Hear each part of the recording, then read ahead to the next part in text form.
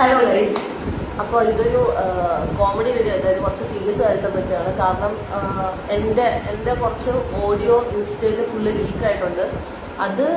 അതിനെപ്പറ്റി സംസാരിക്കാൻ വേണ്ടിയിട്ടാണ് ഞാൻ ഇതിനെപ്പറ്റി സംസാരിക്കേണ്ടെന്ന് വിചാരിച്ചാണ്. കാരണം ഇത് സ്റ്റേഷനിലും പിന്നെ കുറച്ച് കേസ് പരമായിട്ട് ഞങ്ങൾക്ക് ഓർഡർ കിട്ടിയാണ് ഇതിനെപ്പറ്റി സംസാരിക്കാൻ പാടില്ലെന്ന്. അതുകൊണ്ടാണ് ഞാൻ ഇത്രയും ദിവസം ഇതിനെപ്പറ്റി സംസാരിക്കാനിരുന്നത്. പക്ഷേ ഇതിപ്പം കുറേ അധികം ലീക്കായിട്ട് ആൾക്കാർ എൻ്റെ അടുത്ത് ചോദിക്കാൻ തുടങ്ങി, ലൈക്ക് എന്താ ഇതിനെപ്പറ്റി സംസാരിക്കാത്തത്, നിങ്ങളുടെ ഭാഗത്ത് തെറ്റുള്ളതുകൊണ്ടാണോ? അപ്പം എനിക്ക് എൻ്റെ സൈഡ് ക്ലിയർ ആക്കണമെന്ന് തോന്നി. മാത്രമല്ല എനിക്ക് ഈ കേസ് സംസാരിക്കുന്നത് തീരെ താല്പര്യമായിരുന്നു. കാരണം അമ്മാതിരി സത്യം പറയുന്നത് തീട്ട കേസാണ്. പക്ഷെ ഇനിയിപ്പോൾ പറഞ്ഞേ പറ്റത്തുള്ളൂ. കാരണം ഇത് എന്നെയും പിന്നെ എൻ്റെ കൂടെയുള്ള എല്ലാവരും ബാധിക്കാൻ തുടങ്ങി. അതുകൊണ്ടാണ് ഇതിനെപ്പറ്റി സംസാരിക്കുന്നത്.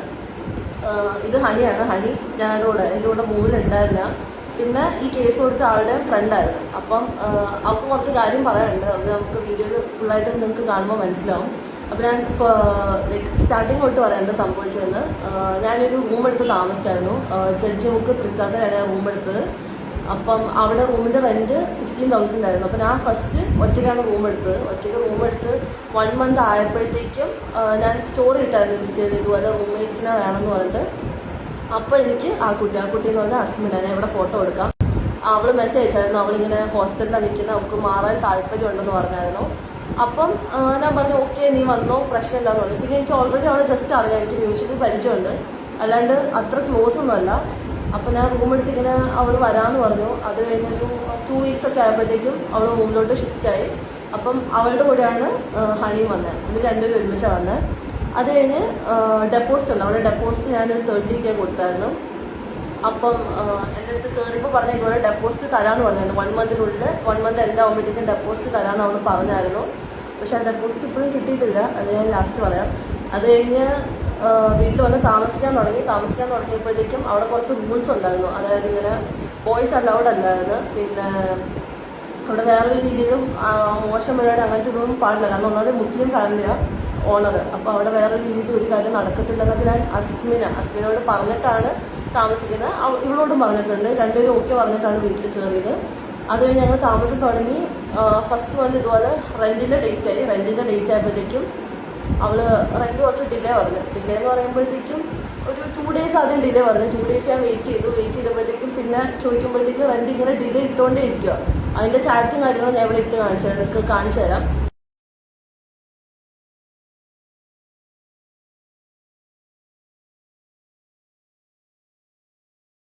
കഴിഞ്ഞിട്ട് 1 മന്ത് ഏകദേശം എൻ്റെ ആവാറായപ്പോഴത്തേക്കാണ് എനിക്ക് റെൻറ്റ് തന്നത്.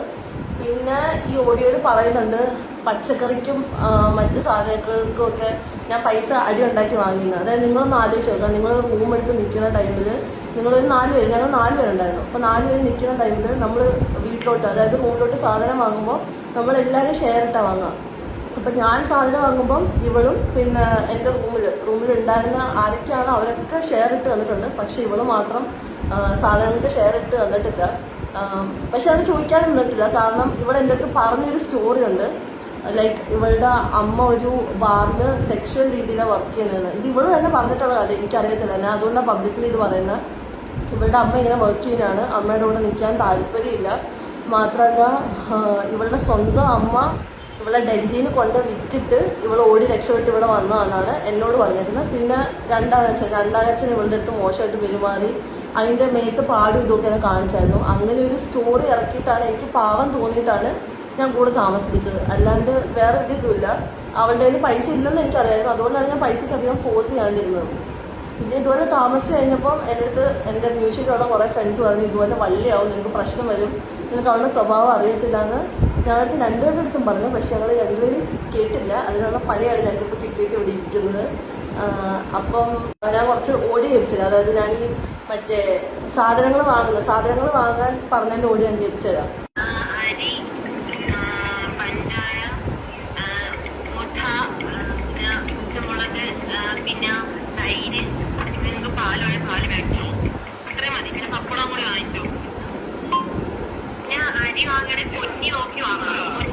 പൊന്നി നോക്കി തന്നെ വാങ്ങണം.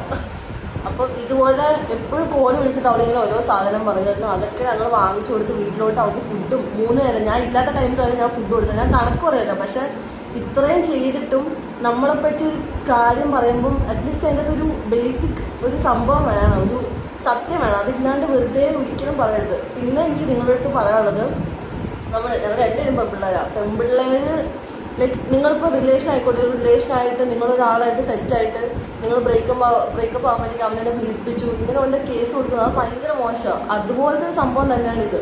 അതായത് എൻ്റെ ബോയ് ഫ്രണ്ട്, ഓക്കെ, ഞാൻ റെൻറ്റ് തരാത്ത ടൈമിൽ ഈ സംഭവം നടക്കുന്ന ടൈമിൽ ഇവളുണ്ട്, ഓക്കെ. അപ്പോൾ റെൻറ്റ് തരാത്ത ടൈമിൽ ഞാൻ രാത്രി വീട്ടിൽ ചെന്നു, അവളുടെ അടുത്ത് ഞാൻ കാര്യം പറഞ്ഞു, ഞാൻ റൂം ഒഴിയുകയാണ്, വീട് ഒഴിയുകയാണ്, അപ്പോൾ നിങ്ങൾ റെൻറ്റ് തരണമെന്ന് പറഞ്ഞു. അവൾ പറഞ്ഞു റെൻറ്റ് തരാൻ സൗകര്യമില്ലാന്ന്. റെൻറ്റ് തരാൻ സൗകര്യമില്ലെന്ന് പറഞ്ഞിട്ട് ഇവള് ഡ്രഗ്സ് യൂസ് ചെയ്തിട്ടുണ്ട്.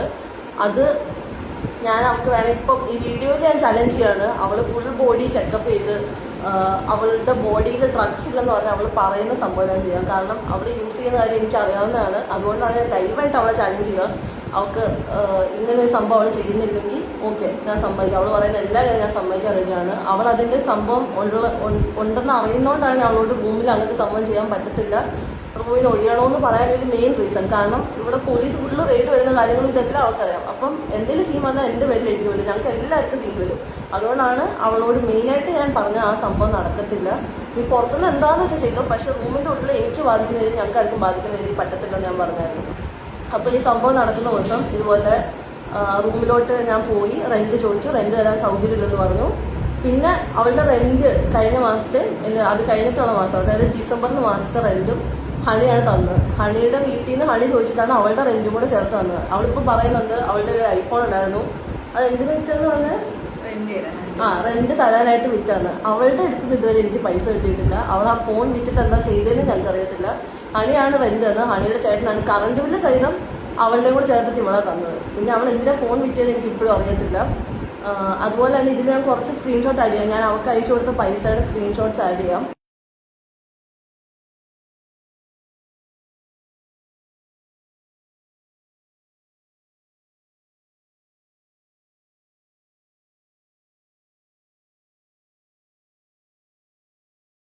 പിന്നെ ഇവള് ഷിബിലിനെ തല്ലി, അതായത് ലല്ലുവിനെ തല്ലി എന്താണെന്ന് എനിക്ക് ഇപ്പോഴും അറിയത്തില്ല. ഞാനും അവളും തമ്മിലുള്ള പ്രശ്നത്തിന് ലല്ലു ഡോറിൻ്റെ അവിടെ നിൽക്കുമായിരുന്നു. ഇതാണ് സംഭവിച്ചത്, ലല്ലുവിനെ അവൾ നേരെ പോയി തല്ലി. അതിൻ്റെ ക്ലിപ്പ് ഞാൻ ഇവിടെ ഇടാം. അവൾ തല്ലിന് അവൾ സമ്മതിക്കുന്ന ഒരു വീഡിയോ ഉണ്ട്, അത് ഞാനിപ്പം അടുത്ത ഇടുന്നതായിരിക്കും.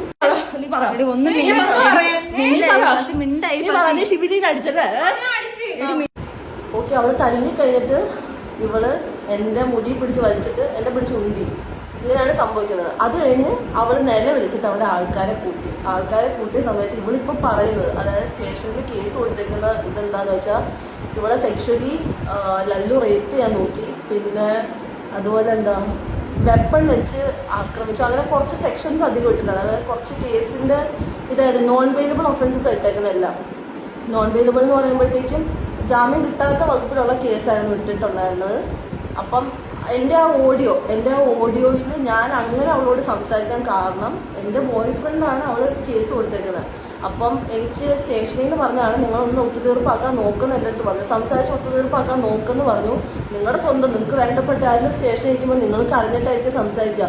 അത് എൻ്റെ ഭാഗത്തോ അവൻ്റെ ഭാഗത്തോ തെറ്റുണ്ടായിട്ടല്ല. എനിക്ക് എങ്ങനെയും അവനെ ഇറക്കണം, സ്റ്റേഷനിൽ ഇറക്കണം, എനിക്ക് അവന് ജാമ്യം കിട്ടണം. ഇതിന് വേണ്ടിയിട്ടാണ് ഞാൻ അവളുടെ കാല് പിടിച്ചത്. പക്ഷെ അത് വേറെ രീതിയിൽ നിങ്ങൾ എടുക്കേണ്ട ആവശ്യമില്ല, എനിക്ക് എങ്ങനെയും അവനെ ജാമ്യത്തിൽ ഇറക്കണം. അതിനുവേണ്ടി ഞാൻ സംസാരിച്ചു. അപ്പോൾ അവൾ കേസ് പിൻവലിക്കില്ലെന്ന് പറഞ്ഞു. ഓക്കെ ഫൈൻ, കേസ് പിൻവലിച്ചില്ല. ഞാൻ എൻ്റെ രീതിയിൽ, അതായത് എനിക്കറിയാലോ സത്യം എന്താണ്, അപ്പോൾ ഞാൻ എൻ്റെ രീതിയിൽ വക്കീലിനെ വെച്ച് ഞങ്ങൾ കേസ് വിജയിച്ചു. അതായത് അവന് ജാമ്യം അന്ന് തന്നെ കിട്ടി, അവന് ജയിലിൽ പോകേണ്ട ആവശ്യം വന്നിട്ടില്ല. കോർട്ടിൽ കേസ് പ്രൂവ് ചെയ്ത് ഇത് കള്ളക്കേസാണെന്ന് മനസ്സിലാകാനാണ്. ഒന്ന് ആലോചിച്ച് നോക്കണം, ഈ ഇങ്ങനെ നിങ്ങളിപ്പോൾ ഒരാളെ റേപ്പ് ചെയ്തെന്ന് പ്രൂവ് ചെയ്താൽ ആൾക്ക് ജാമ്യം കിട്ടത്തില്ല. അത് കോമൺ സെൻസ് ഉള്ള ഏത് മനുഷ്യനും മനസ്സിലാക്കാം. ഒരാളെ റേപ്പ് ചെയ്യാൻ നോക്കിയാൽ ജാമ്യം ഒറ്റ ദിവസം കൊണ്ട് കിട്ടത്തില്ല.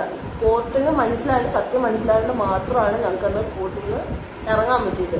പിന്നെ നിങ്ങൾക്ക് എന്താ പറയാനുള്ളത് നിന്നെ പറ്റി? ഇപ്പോൾ വരുന്ന ഇതെന്താ പ്രശ്നം എന്താണെന്ന് വെച്ചാൽ, ഇപ്പം ഇവള് സത്യം പറഞ്ഞുകൊണ്ട് ഇവളുടെ നേരെയും ഭീഷണിയുണ്ട്. പിന്നെ അതുപോലെ തനുവിനും ഭീഷണിയുണ്ട്. ഇപ്പോൾ ഇവള് പറയുന്ന ഓഡിയോ ഒന്ന് കേൾപ്പിച്ച് ഇന്ന് ഞാനൊരു ലൈവ് ഇട്ടായിരുന്നു. അപ്പം ലൈവിൽ ഞാൻ പറയുന്നുണ്ടായിരുന്നു ഞാൻ ഇതിനെപ്പറ്റി സംസാരിച്ച വീഡിയോ ഇടുമെന്ന്. അപ്പോൾ ആ വീഡിയോ ഇടുവാന്ന് അറിഞ്ഞുകൊണ്ട് അവൾ അയച്ചേക്കുന്ന ഓഡിയോ ആണിത്, നിങ്ങൾ കേട്ടോ.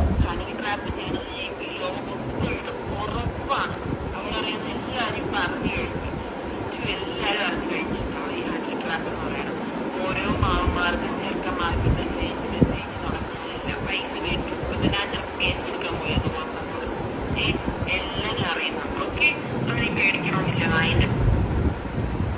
അമ്മമാരിന്ന് ചേട്ടന്മാരിന്ന് പൈസ മേടിക്കുന്നെങ്കിൽ എനിക്കിപ്പം വീഡിയോ ചെയ്യേണ്ട ഒരു ആവശ്യമില്ല ഇവളെ കൂടെ.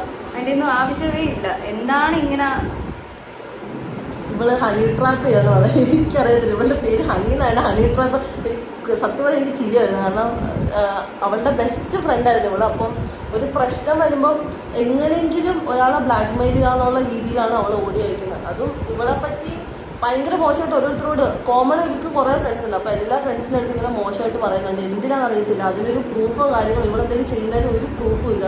അപ്പോൾ ഇവളെ പറ്റി എങ്ങനെ എനിക്ക് പറയുന്നറിയില്ല. പിന്നെ ഇപ്പം അവിടെ ഉണ്ടായിരുന്ന ആ ടൈമിൽ ഉണ്ടായിരുന്ന ആരൊക്കെ സത്യം പറഞ്ഞ് സാക്ഷി പറഞ്ഞിട്ടുണ്ടോ അവർക്ക് എല്ലാവർക്കും നേരെ അവൾ ഇങ്ങനെയാണ് പെരുമാറുന്നത്. എന്തിനാണെന്ന് എനിക്ക് അറിയത്തില്ല.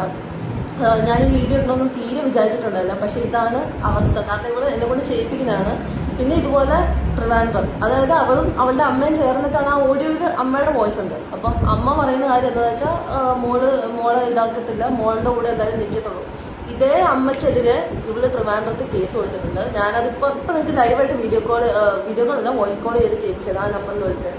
അവളുടെ കൂടെ സ്കൂളിൽ പഠിച്ച ഒരു ഫ്രണ്ടാണ്. അവൾ ഇതുപോലെ ഡൽഹിയിൽ അവളുടെ അമ്മ അവളെ വിറ്റിട്ട് അവൾ ഡൽഹിയിൽ നിന്ന് ഓടി വന്ന് ഈ ഫ്രണ്ടിൻ്റെ അടുത്താണ് നിന്നത്. അപ്പോൾ ഇവൾക്കും ഇതേ സെയിം എക്സ്പീരിയൻസ് ഉണ്ടായിട്ടുണ്ട്. ലൈക്ക് ഇവളുടെ അടുത്ത് ഇതേപോലെ പണി കിട്ടിയിട്ടുണ്ട്. അപ്പോൾ ആ നമ്പറിൽ ഞാൻ വിളിച്ച് കേൾപ്പിച്ചു തരാം.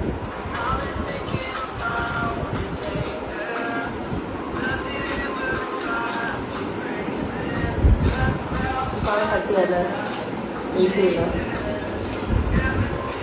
വേറെന്തെങ്കിലും പറയാനുള്ളത്? ഭീഷണി തന്നെ പറയാനുള്ളത്.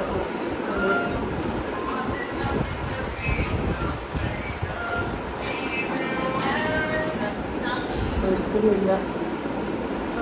അവളെ കട്ട് ചെയ്തിട്ട് എടുക്കാല്ലേ? എന്തെങ്കിലും പറയാനുള്ളത്? പലതൊക്കെ കുറെ പറയാനുണ്ടായിരുന്നല്ലോ. കിട്ടുന്നില്ല.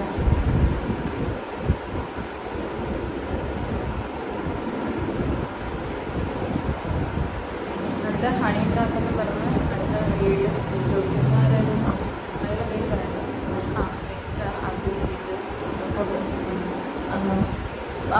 അപ്പം ഇതുപോലെ ലൈക്ക് ഭീഷണിയുടെ കാര്യം എനിക്ക് മെയിനായിട്ട് പറയുന്നത്. ഞാൻ ഈ വീഡിയോ ചെയ്യാൻ കാരണം ഇപ്പം ഞാനും അവളും തമ്മിലുള്ള സീനിൽ ഇപ്പോൾ ഇവളെയാണ് ഇപ്പോൾ സ്റ്റേഷനിൽ നിന്ന് കൂടുതലും വിളിക്കുന്നത്. ലൈക്ക് ഇങ്ങനെ മൊഴി എടുക്കാൻ പറഞ്ഞാൽ അതിനെതിരെ ഇവൾക്ക് ഇതുമായിട്ട് ഒരു ബന്ധമില്ല. ഇവിടെ ഉണ്ടായിരുന്നു, ഇവള് കാര്യം വന്ന് പറഞ്ഞു അവിടെ കഴിഞ്ഞു. പക്ഷെ ഇവളെയാണ് ഇപ്പോൾ വിളിച്ചുകൊണ്ടിരിക്കുന്നത്. പിന്നെ ഇവളെ ഭീഷണിപ്പെടുത്തുന്നത് എന്തിനാന്ന് വെച്ചാൽ അവളുടെ കൂടെ നിൽക്കണം, ഒന്നുകൂടെ സാക്ഷിയില്ല. സംഭവം അവർക്കൊരു സാക്ഷിയാണ്. പക്ഷെ അതിന് കാര്യമില്ല. കാരണം സത്യം ഉള്ളതുകൊണ്ടാണ് ഞങ്ങൾക്ക് ജാമ്യം കിട്ടിയത്. അതുകൊണ്ട് അവൾ ഇനി എന്ത് ചെയ്തിട്ടും കാര്യമില്ല. പിന്നെ അവളിപ്പോൾ ഭീഷണിപ്പെടുത്തിയതുപോലെ ഇവൾ ഹണി ട്രാപ്പ് ചെയ്യുന്നുണ്ട്. പിന്നെ തനുവിനെ എതിരെ ഭീഷണി ആരൊക്കെ കൂടെ ഇരിക്കുന്നു. പിന്നെ എൻ്റെ ലൈഫ് കൊളവാക്കുമെന്ന് പറഞ്ഞു അതിൻ്റെ ചാറ്റിൽ ഇവിടെ ഇടാം. എൻ്റെ ലൈഫ് കൊളവാക്കുമെന്ന് പറഞ്ഞാൽ ഡെയിലി എനിക്ക് ഭീഷണി വരുന്നുണ്ട്. ഞാൻ ഈ വീഡിയോ ഇടുകയാണെങ്കിൽ പോലും അവൾ എൻ്റെ ലൈഫ് കൊളവാക്കുന്നതാണ് പറഞ്ഞിരിക്കുന്നത്. പക്ഷെ എനിക്കതിൽ ഒരു പേടിയില്ല. കാരണം എന്തായാലും ഇത്ര ആൾക്കാർ അറിഞ്ഞു. അപ്പോൾ ഇനിയെങ്കിലും സത്യം അറിയണമെന്ന് എനിക്കുണ്ട്. അപ്പോൾ ഞാൻ റെൻ്റ് എത്ര നാൾ ചോദിച്ചിട്ടുണ്ട്. ഞാൻ അവളുടെ കാല് പിടിച്ച് റെൻ്റ് ചോദിച്ചിട്ടുണ്ട്. അതിൻ്റെ ഫോട്ടോസ് ഞാൻ ആഡ് ചെയ്യാം. അത് നിങ്ങൾക്ക് കാണുമ്പോൾ മനസ്സിലാവും. നിങ്ങളൊരു സ്ഥലത്ത് നിൽക്കുമ്പോൾ ഒരാൾ റെൻ്റ് തരാണ്ടാകുമ്പോൾ നിങ്ങൾക്ക് അതൊരു ബുദ്ധിമുട്ടുണ്ടാകും, നിങ്ങൾക്ക് മനസ്സിലാവും. പിന്നെ ഈ വീഡിയോ ഇവള് എൻ്റെ വോയിസ് ഇവളുടെ സ്റ്റോറി ആയിട്ട് ഇട്ടിട്ടുണ്ടായിരുന്നു. അപ്പോൾ ഇതെടുത്ത് ആഘോഷിക്കാൻ ഇഷ്ടംപോലെ ആൾക്കാരുണ്ടായിരുന്നു. ആ ആൾക്കാർ അതിൽ കുറേ പേര് എനിക്കറിയാവുന്ന കോമൺ ഫ്രണ്ട്സ് തന്നെ. പക്ഷെ എൻ്റെ പഴയ റൂംമേറ്റ്, പേരൊന്നും ഞാൻ പറയുന്നില്ല. അപ്പം എൻ്റെ പഴയ റൂംമേറ്റൊക്കെ എടുത്ത് സ്റ്റോറി ഇട്ടിട്ടുണ്ടായിരുന്നു.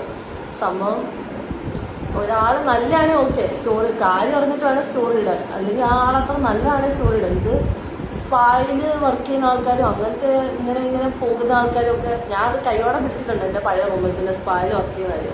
അതുകൊണ്ടാണ് ഞാൻ അവിടെ നിന്ന് ഒഴിഞ്ഞ് ഇവിടെ വന്ന് താമസിച്ചത്. അപ്പോൾ ഇവിടെ അടുത്ത വഴി ഇപ്പോഴാണ് ഞാനൊന്ന് ഓക്കെ ആയിട്ട് താമസിക്കുന്നത്. ഇപ്പോൾ ഒരു പ്രശ്നമില്ല, ഒരു കുഴപ്പമില്ല. അപ്പം കേസും കഴിഞ്ഞു. ഞങ്ങൾക്കിനി അതിനൊരു പ്രശ്നമില്ല. എനിക്ക് പറയാനുള്ളത്, നിങ്ങൾ ഒരാളെ പറ്റി പറയുമ്പോൾ കാര്യം അറിഞ്ഞിട്ട് വേണം സംസാരിക്കുക. ഇപ്പോൾ ഇനിയിപ്പോൾ അടുത്ത ഇവളുടെ ഫോട്ടോ വെച്ചിട്ട് വീഡിയോ വരുമെന്നൊക്കെ അവൾ പറഞ്ഞേക്കുന്നത്. ഇവിടെ ഏതൊക്കെയോ യൂട്യൂബേഴ്സൊക്കെ അയച്ചു കൊടുത്തിട്ടുണ്ട് ഇവളുടെ ഫോട്ടോ വെച്ചിട്ട് ഇതുപോലെ ഹണി ട്രാപ്പ് ചെയ്യുന്നതാണ് ഇവളുടെയും കൂടെ ചേർത്തിട്ട് ഇടണമെന്ന് പറഞ്ഞിട്ട്. അതുകൊണ്ടാണ് ഞാൻ ഇത്രയും പെട്ടെന്ന് ഈ വീഡിയോ ചെയ്യുന്നത്. കാരണം ഇനിയിപ്പോൾ അടുത്ത ഇവൾക്ക് സീൻ വരും, അല്ലെങ്കിൽ ഇനി വേറെ ആർക്കും തന്നൂന് സീൻ വരുമായിരിക്കും. അതുകൊണ്ടാണ് ഈ വീഡിയോ ചെയ്യുന്നത്. അപ്പം നിങ്ങൾ കാര്യം അറിഞ്ഞിട്ട് മനസ്സിലാക്കുക. വെറുതെ ഭീഷണി ഇനി ഞങ്ങൾക്ക് ഭീഷണി പേടിയില്ല. കാരണം ഞങ്ങൾ അതിൻ്റെ എക്സ്ട്രീം എത്തി. എന്നും വിളിച്ചിട്ട് ഭീഷണിയാണ്. ഞങ്ങൾ ഓരോരുത്തരും വിളിക്കാത്ത കോളും മെസ്സേജും വന്ന് എല്ലാവരും ചോദിച്ചുകൊണ്ടിരിക്കുന്നത് എന്താ സംഭവം എന്താണ്. അതുകൊണ്ടാണ്